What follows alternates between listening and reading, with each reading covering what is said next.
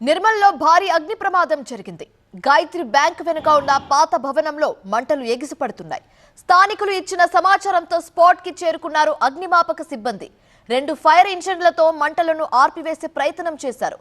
మంటలు పెద్దెత్తున చెలరేగడంతో అగ్ని కీలాలను అదుపు చేయడానికి గంటల తరబడి శ్రమించాల్సి వచ్చింది. అయితే ఆ భవనం చుట్టూ బ్యాంక్తో పాటు ఆసుపత్రి, హోటల్, నివాస గృహాలు ఉండడంతో స్థానికులు అందరూ భయాందోళనకు గురయ్యారు. పాత భవనం కావడం, అందులో ఎవరు నివాసం లేకపోవడం, ఎలాంటి నష్టం జరగకపోవడంతో అందరూ ఊపిరి పీల్చుకున్నారు.